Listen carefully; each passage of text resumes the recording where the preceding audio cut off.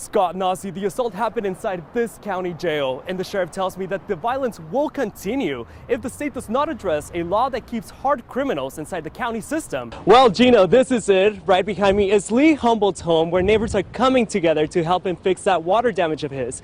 And as soon as the neighbors started working, they found that there was mold all over the house. Luckily for them, local home contractors decided to pitch in. And the director of donor recruitment, John Gallum, tells me that it is important for folks to donate regardless if there's a shortage of blood or not. And actually, he's joining me now here. Hi, John. Thank you for joining us. How are you? Very good. Thank you. So please tell our viewers, why is it important to have blood supplies on the ready? Well, we like to say the blood that saves lives is the blood that's on the shelves. Good evening. Well, I am on high ground, and this is the evacuation tsunami zone here in Manila. And it seems a little counterintuitive because the arrows were pointing towards the ocean. The ocean's just that way, right there. I could see it clearly. This is the trailer that started the fire around 3:30 a.m. this morning. Firefighters tell me that the flames quickly spread into the building, which happens to be the Presbyterian Church here at Garberville. Carlson Kane sits patiently in his truck, waiting for the man he says tried to abduct his stepdaughter. She's pretty scared, pretty shook up right now. She doesn't really want to leave the yard. She's having a hard time sleeping. She thinks about the incident. Kane says his 12-year-old stepdaughter was not far from home off Highway 96 when a man creeped behind her in a white van, got out, and started chasing after her. Come running up to me and says, "Dad, some older gentleman tried to chase me down up the driveway," and then I got in my vehicle and I tried to track him down. Tribal Police Lieutenant Dan Norton is not taking the incident lightly. When children get involved, I don't like that at all. He says there are no pictures or video, but there is a description of the man. We're looking for a male described as an older male, Possibly in his 50s to 60s, with a long gray hair that's in a braid, down to his behind. long beard, gray as well, possibly down to here. She's rallying with HSU community in support of the Deferred Action for Childhood Arrival, also known as DACA. She says the executive order by former President Obama made college a reality and allowed her to work. I got to help out my parents with my expenses too, with working, and I have 3 other sisters, so they got to focus all their energies on them and their money. Well, I know I had to pay rent, I took that burden off of them. A couple streets over at the rodeo grounds, another shelter. Right now they tell us to plan at least to stay here until Sunday because of the wind event that's coming up tomorrow night and Saturday. Mike Hanna is a ranger at Wentes Scout Reservation. It's located about 15 miles east of Willits. He, his family, and 27 horses had to evacuate. And how are the horses doing? Oh, they're doing great. They've calmed down now with everything.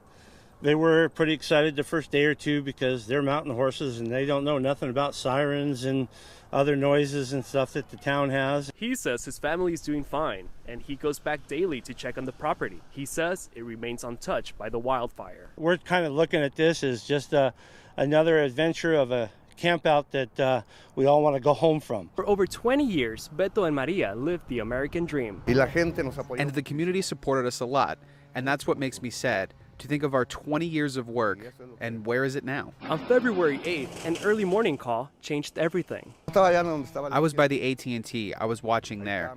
I saw when the firefighters got here and knocked the door down. Once the door was down, the flames came out. The fire consuming the entire building, but Beto, watching in disbelief, says he couldn't react. I saw the smoke and I couldn't get close. I couldn't think of anything. And we're not likely to see that much cultivation. Eureka will be a manufacturing town like it has been since its inception. And there aren't many retail shops. In fact, there's only one dispensary within Eureka city limits. So we source our cannabis from all local vendors. All of our vendors have to be licensed, and obviously they have to be current 215 card holders as well. Everything that we do have in our store here is tested. Company manager of EcoCan, Ray Marklin, says they are glad to be open after 2 years of permitting process. There's specific zoning requirements where cannabis businesses can operate.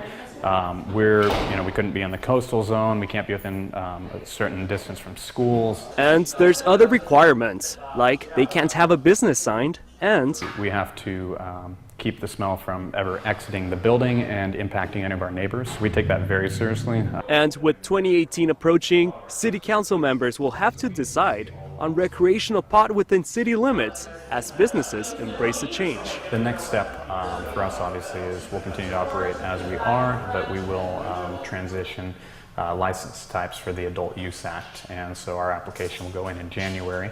And we'll, since we're already in good standing with our local city here, it'll be a bit of a quicker process, hopefully. And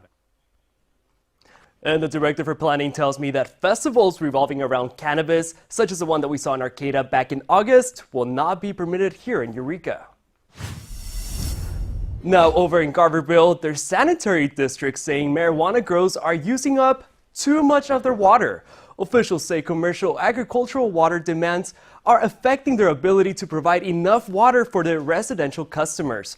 The sanitary water district tell us they're implementing a water reduction program to limit the amount of water available for these types of businesses. And officials tell us they're currently working on a water use ordinance. But until that ordinance is adopted, the sanitary district says they will not be approving any commercial cannabis permits that requires additional water. But the question still remains. How do you like your coffee?